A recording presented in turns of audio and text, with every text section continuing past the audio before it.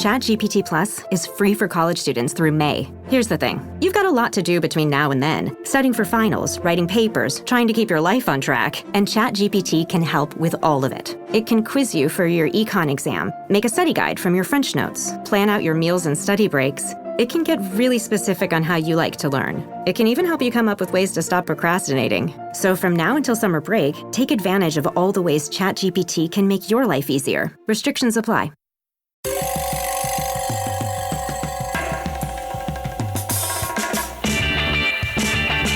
This is Cop Talk, talking crime, cases, and backing the blue. Now, here are your hosts, Captain Ed Mehmet and Detective Kevin Schroeder. Hello, everyone, and welcome to another episode of Cop Talk. My name is Kevin Schroeder, and I'm here with my co-host, Ed Mehmet. Say hello, Ed. Hello, WABC listeners. Here we are again for another episode of Cop Talk. So today's guest is Josh Eisen. Josh is running against Senator Kirsten Gillibrand for U.S. Senate. The election is in November. Josh holds a Ph.D. from Columbia University. He's a successful entrepreneur and international businessman. He's also the co-chairman of the George Pataki Foundation. Josh, welcome. Thank you very much for having me. It's a pleasure, honor to be here. Thank you. Thank you. So let's get right to it. Let's talk about your background in business and public service. Yeah, so I grew up in Queens, New York. I lived in New York City, the New York State, my whole life. I went to college here, graduate school. As you mentioned, I have a PhD from Columbia. I did an MBA there as well. As an undergraduate, I went to Queens College. My parents didn't have, at the time, I think $17,000 a year for Columbia. Queens College was $700 a semester. Yep. So, and it was a very easy commute. I just walked. So that's where I went. I started a few businesses, mainly in the professional services space. Our clients are primarily lawyers, HR directors. Right now, our main focus is on background checks and international verification of credentials. That's the space we're in. And thankfully, it's been a pretty good run over the years, the different businesses that we've bought, sold, operated. I'm also a board member of the Pataki Leadership Center, as well as Curtis Sleewa's Guardian Angels. And I've done quite a bit of humanitarian work with the Pataki Center. Most recently in Israel, we set up a post-traumatic stress disorder, PTSD, retreat for first responders on October 7th and 8th. The people who came there in the ambulances, the people who came to find the dead bodies, the mutilated bodies, the heads sawed off, those guys. So we've been successful. We've had probably close to 100 people go through the program we set up that I guess started early last month. That was like our most recent humanitarian work with the Pataki Center. And I'm running for Senate because New York's in trouble. I mean, look around. Kirsten Gillibrand, Hochul, they either do nothing, and when they do something, it's just a mistake. They just can't get it right. I mean, the migrant crisis is the ultimate proof of that, as you could see. Right. But I grew up in New York when a crisis was really a crisis. Today, everything's a COVID crisis, migrant crisis. The word just lost its punch. Josh, tell me a little more about the Pataki Foundation. Yeah, so the Pataki Foundation was founded by former Governor George Pataki, and they do quite a bit of work primarily in the New York area. Their main mission initially was to provide support to widows of firefighters, cops.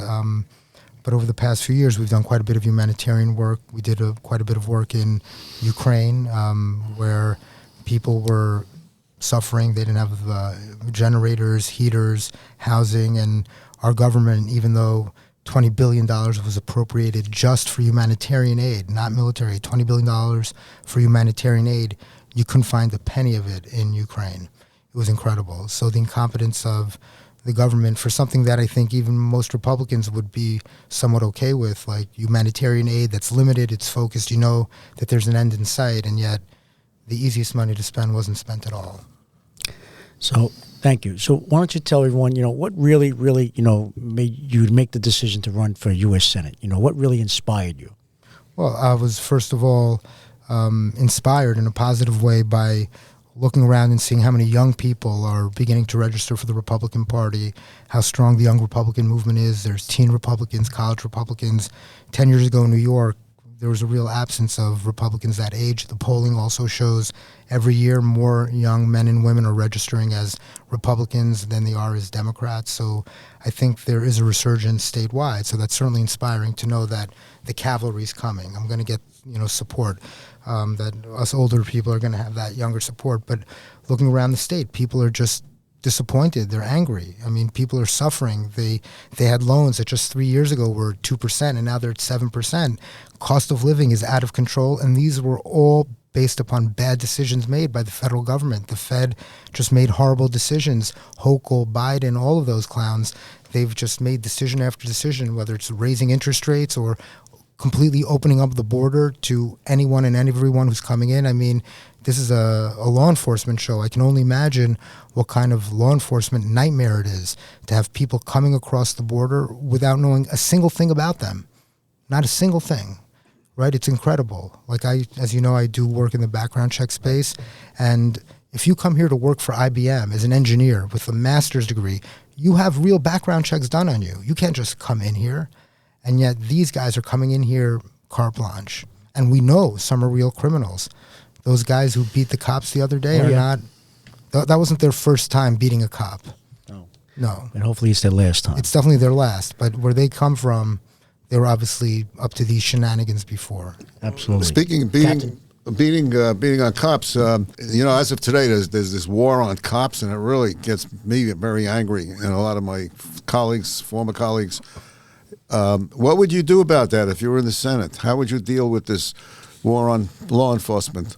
Look, in the Senate, we're a little bit limited in terms of what we could do for municipal and statewide policing departments. But I think there is certainly a legal recognition of what a first responder is, a legal recognition of what a government employee is. And I think there definitely can be laws that are written to protect specific categories of law enforcement or public sector workers. They certainly do it for government workers or the Capitol Police, right? There's added crimes if you assault them. There might be a wisdom in creating some kind of law that would force some kind of maybe federal crime if there's like a real intentional desire to attack a law enforcement person. I mean, that's a pretty serious offense. Well, let me give you an example. The issue of qualified immunity is a Supreme Court decision that affects every police agency in the United States, and it allows for judges to dismiss cases where a cop shows good faith. Now, in the state of New York, legislation was passed taking away that defense from every law enforcement agency in the state of New York, and the city of New York introduced their own law, so it's double. You have a double problem. Now, on a federal level, what would you do to deal with that problem? The lack of qualified immunity for police officers in New York State and New York City. Well, as someone who would be writing federal laws, it would obviously be something that would affect state and municipal police departments around the country. In terms of qualified immunity, there is a Supreme Court decision, and we'd have to look at that decision and see, is there a way to legislate that decision federally and create a federal law that mimics that decision that would then override potentially the New York law. There also is there is a possibility that the New York law could be challenged, and I think it will be, and perhaps it's not constitutional on its face. But the idea that somebody working for the government and really acting in good faith, right? Somebody who's on the front line has to draw a gun.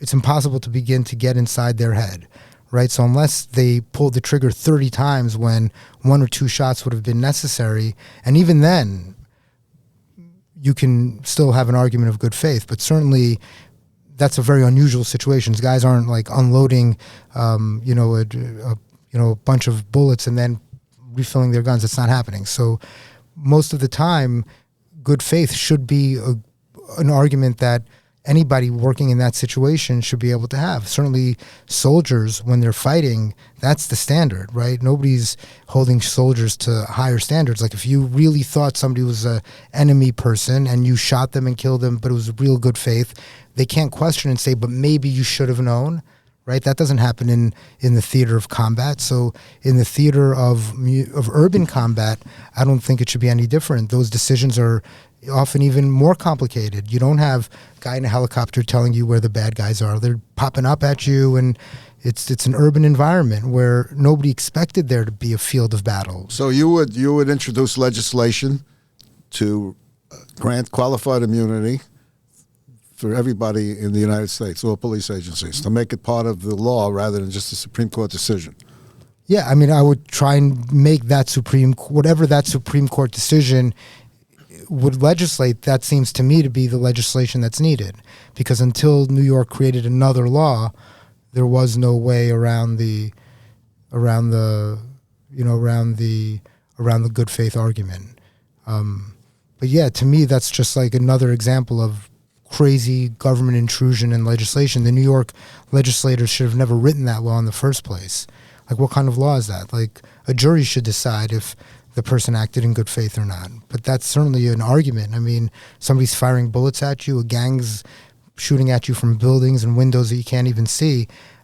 All you need is good faith. You can't, at that point, be expected to know everything somebody will figure out, 2 months later by looking at all the closed-circuit cameras. And that's what's happening. Right. You could, once you don't have the good faith argument, you could second-guess every single decision. You can even second-guess why the person was there. Right. He shouldn't have been there. He should have known if he went there, they were going to fire at him. But that could become an argument. Like, if you know there are gangs there, you shouldn't have shown up because you know you're going to have to return fire and you were going to have to kill them. Right? I mean, that's an upside-down argument, but you can see how somebody would try to make it. Ladies, you'll end up shopping for your guy's deodorant, right? So try Degree's Original Cool Rush. You see, last year, Degree changed the formula, and men were mad. One guy even started a petition. So Degree admitted they messed up and brought the Original Cool Rush scent back. It's clean, crisp, and actually smells like someone you want to cuddle. And it's in Walmart, Target, and other stores now for under $4. So toss one in your cart and find out why it's the best-selling men's antiperspirant for the last decade. Degree Cool Rush is back, and it smells like victory. Subtle results, still you, but with fewer lines. Botox Cosmetic, out of botulinum toxin A, is a prescription medicine used to temporarily make moderate to severe frown lines, crow's feet, and forehead lines look better in adults. Effects of Botox Cosmetic may spread hours to weeks after injection, causing serious symptoms. Alert your doctor right away as difficulty swallowing, speaking, breathing, eye problems, or muscle weakness may be a sign of a life-threatening condition. Patients with these conditions before injection are at highest risk. Don't receive Botox Cosmetic if you have a skin infection. Side effects may include allergic reactions, injection site pain, headache, eyebrow and eyelid drooping, and eyelid swelling. Allergic reactions can include rash, welts, asthma symptoms, and dizziness. Tell your doctor about medical history, muscle or nerve conditions including ALS or Lou Gehrig's disease, myasthenia gravis, or Lambert-Eaton syndrome, and medications, including botulinum toxins, as these may increase the risk of serious side effects. For full safety information, visit BotoxCosmetic.com or call 877-351-0300. See for yourself at BotoxCosmetic.com. We off? 30 seconds of carefree bliss. Oof, like wind in your hair carefree. Oh, like using Clorox Disinfecting All-Purpose Cleaner in the home carefree. Yes. Like dog slobbing on the coffee table and cleaning it with Clorox Carefree. He's on a roll now. Spit toothpaste on the faucet. You got it. You got it.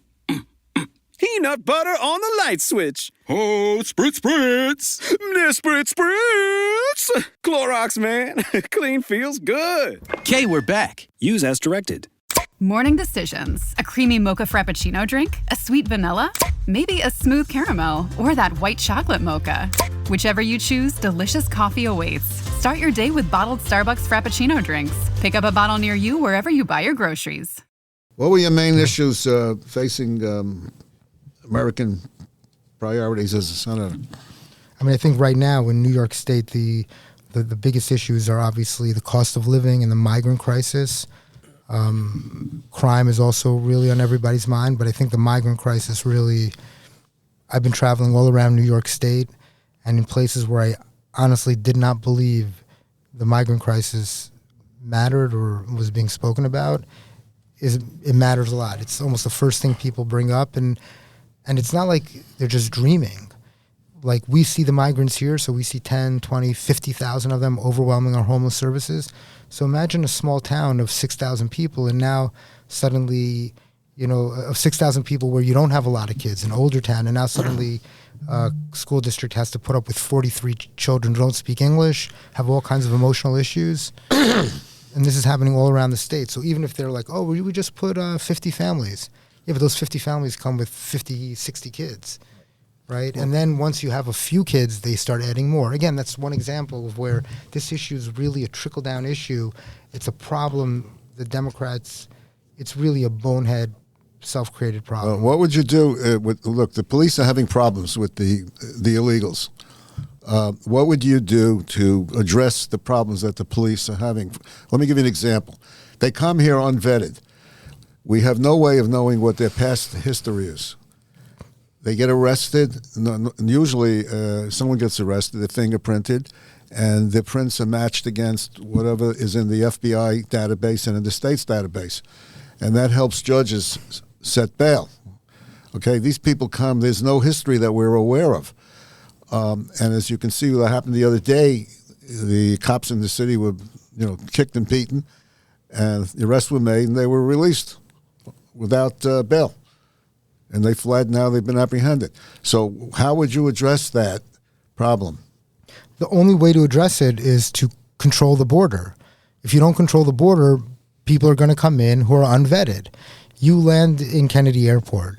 They stop you. You have to go through customs, right? Every once in a while, my 20-year-old son gets a random check. Oh, come with us, right? Just maybe they stop you, me. I don't know. It's what happens, right? So every American coming through the border has to go through all kinds of checks. We got to show our passport. It's a huge pain in the neck. No, in fact, it's such a pain in the neck. There's a whole business around avoiding it called the Clear Line. People pay $100 a year to make it a little bit easier to go through. And these clowns just literally cross the border with no vetting at all. And I said it earlier, I think the no vetting is something that can't be ignored, right? Like, people were worried they were coming in with COVID. COVID, after a while, goes away. You get healed from COVID. But if you were a criminal who has a rape in your history, who's a sexual predator, who beats the crap out of cops, you're a bad guy. You can't come in here. And under no legal pretense would you ever be able to come in here. And yet these guys just come in here. And we see them beating our cops, wreaking havoc in those shelters, because you guys know as former law enforcement that in an environment where nobody's really in charge, the criminals take control.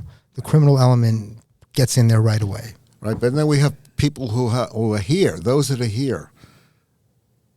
What would you do regarding them? They get arrested and they're not bail eligible, or they are bail eligible and they let go.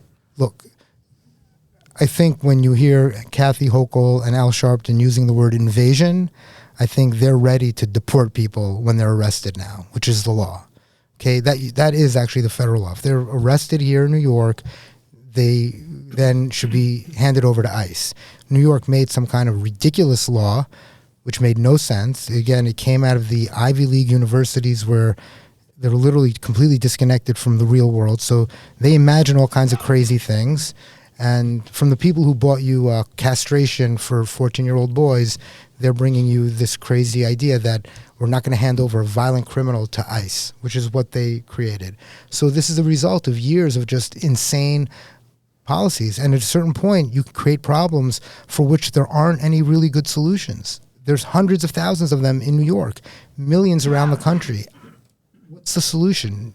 You can't find them all and deport them. It would be easier to do a background check on all of them, right?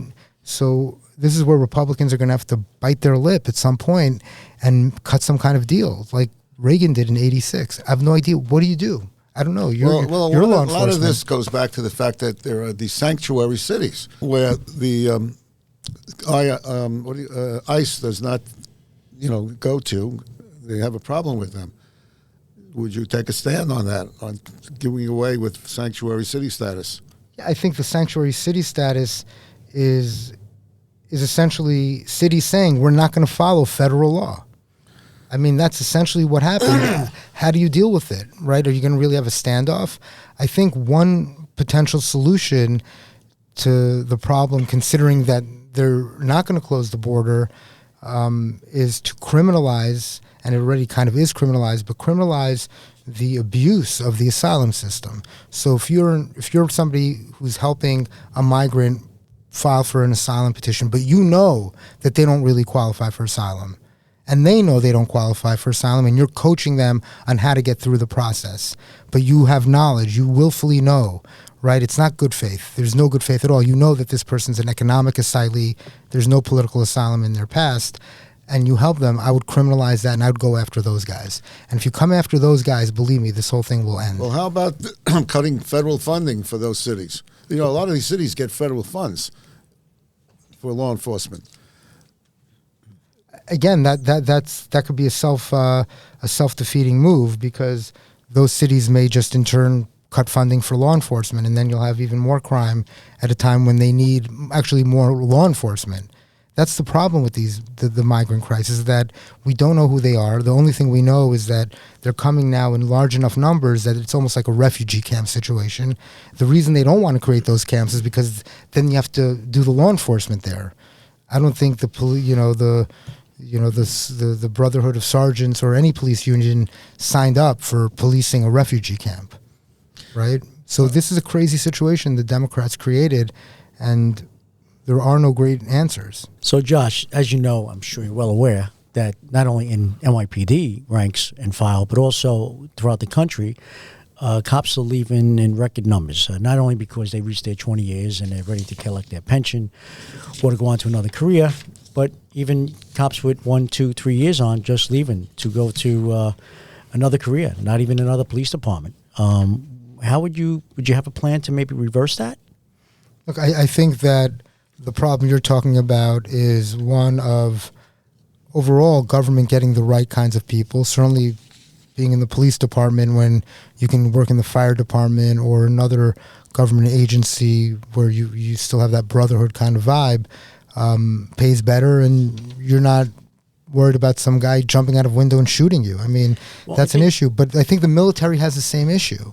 I think what you're saying is that used to be the problem. When I was a rookie cop, a lot of guys would leave to go, and girls would leave to go to the fire department or, say, another police department that pays much more money and maybe a better quality of life, maybe less crime. However, today, you have kids getting burnt out, and in 2, 3 years on the job, they're leaving not to go to another police department or to the fire department or to EMS. They're leaving to go to another career or go figure it out. That's the problem. It's not just because they're leaving to go make more money on another police department. Yeah, I think there's those are two different issues. I just meant going into it before they even start. Many people aren't even considering the police force because the fire department just would be more attractive on the face of it. Separate from what you're talking about when you were younger, somebody would, let's say, work on the police force and be like, whoa, this isn't for me, and then go to the fire department, right? Or do 20 years and then go to the fire department if they were still young enough. Well, cops feel like their hands are tied. They can't do their job. They can't do their job, and they're sometimes they're treated like they're the perpetrator. They're instead of being the victim, they're the perpetrator. They can't enforce the law, and cops can use necessary force, but unfortunately, what's going on is they're afraid to use necessary force. They're afraid of getting jammed up for just doing their job. They got to play by a lot of rules and regs, but the perpetrators do not. And just as we just seen, the other day, that should never happened, and hopefully it never happens again. Yeah, it's hopefully the migrant situation will force the radical left-wing guys to rethink some of their insane positions. Certainly when they use words like invasion, I think they have. But I think cops would put up with a lot more, law enforcement people would put up with a lot more if there was more dignity in that job, right? Remember after 9/11, cop walked into a room, people stood up, gave him a standing ovation. Yeah, it took 2 buildings to come down to get respect again. Absolutely. Okay, so it took 1 million migrants to come in here to show us, you can't invite migrants in here. Sanctuary city is a bad idea. In fact, whoever thought of it should be locked up. I mean, what a nutty concept, sanctuary city. There's sanctuary homes, right? And that's the irony. It's like these hypocrites who talk about sanctuary cities with their fancy house in the Hamptons and their, classic 7 on Central Park West and a ski chalet in Wyoming. Are any migrants staying in their house? No. So it's not really a crisis. And they travel with personal protection, security, and they have high fences and alarms and cameras and doormen and all that stuff. So they don't see the real world, what's really going on in the streets. You were talking about the border before. What is your opinion of the ICE or how can we help ICE? Because they're the front line down there to keep these migrants out. And they've been disrespected, and they have been excluded from working in certain states. For example, former Governor Cuomo referred to them as a bunch of thugs. Look, ICE, the job of ICE and the job of Border Patrol and Border Protection is to keep the border secure. Okay? In most countries, that means nobody crosses the border.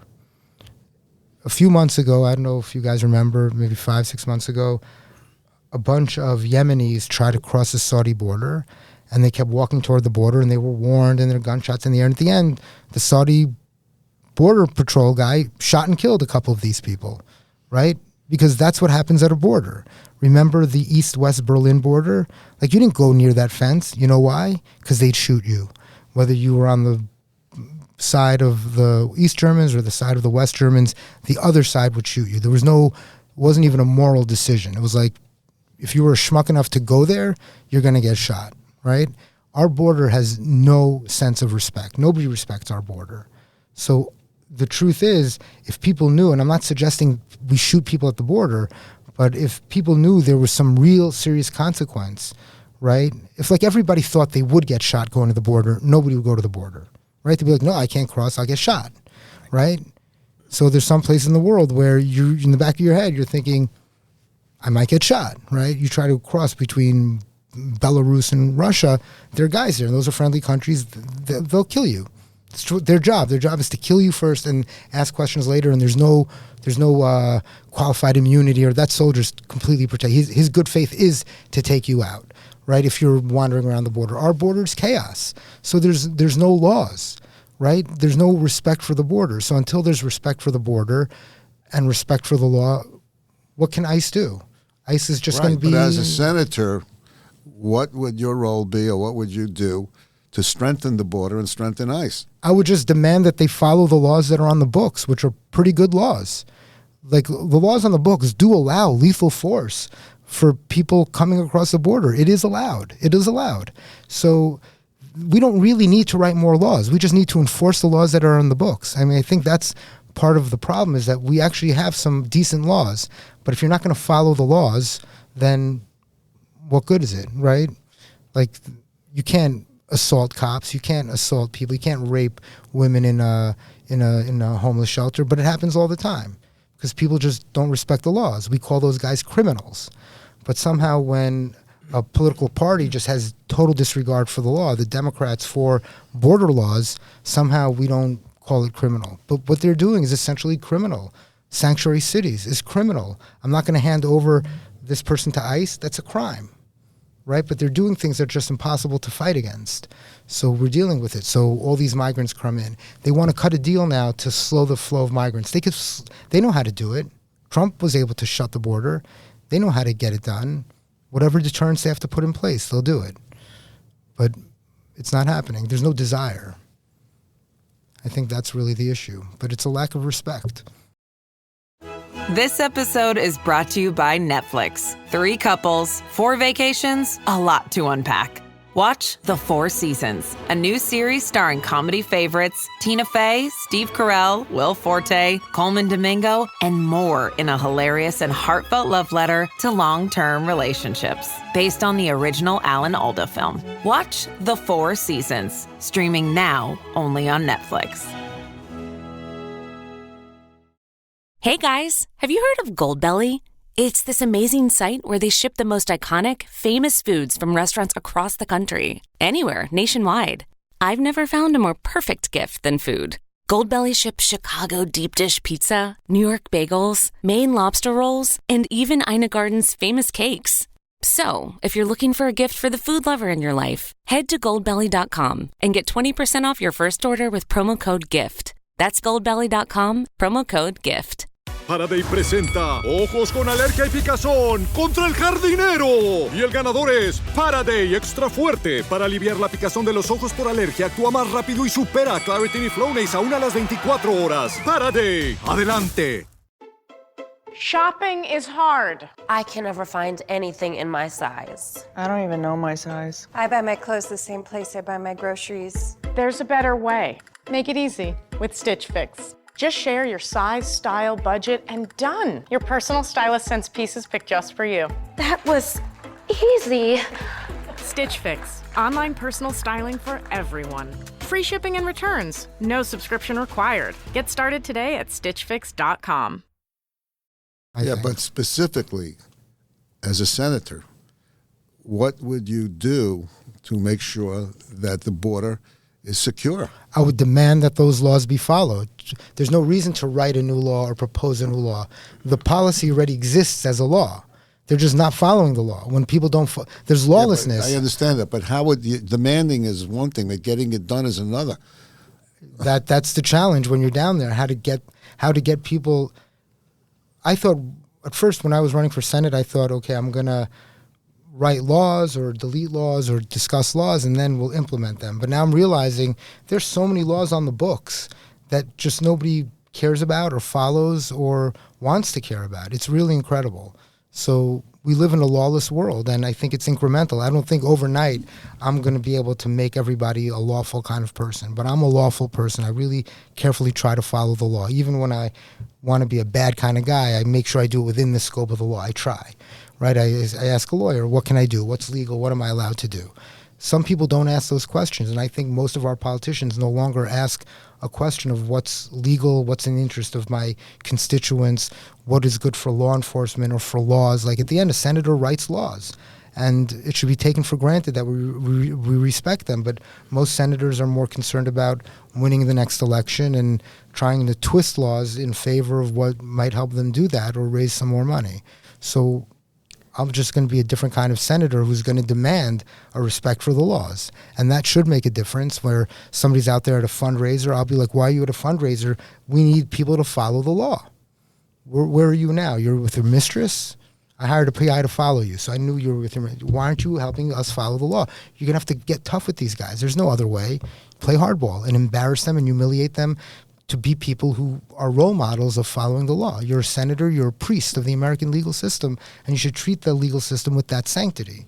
That's really how I feel, and I do see the American law and legal system as one that has sanctity and is sanctified by the forefathers and God. I believe in that stuff. I believe there's something to it, and I'm disappointed that people don't follow the law. So when you ask why I'm running for Senate, in part is hopefully just to just start, to take a step in that direction. But Ed, there's no way in 6 years, I'm going to be able to make people respect the law. I could just maybe be a role model of it and maybe get a few people to listen. I mean, in theory, you'd think senators, they'd be the first guys. Oh, that's the law. Let's do it. That's not how it works. It's like, oh, there's the law. Let's break it. There's the law. Okay, people borrowed money for student loans. I'm going to find a loophole to forgive those loans. That's the world we live in. Like loopholes, presidential powers, stuff like that. Sad. Your father was in Auschwitz. Is that correct? That is correct.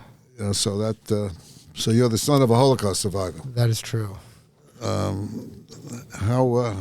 do people get involved with this campaign to fight anti-Semitism? Well, you can go to nyforjosh.com. You'll learn about the campaign. I think. Certainly my campaign stands against anti-Semitism. My father was a Holocaust survivor, but I think what he survived is one thing. He survived the fascist Nazis.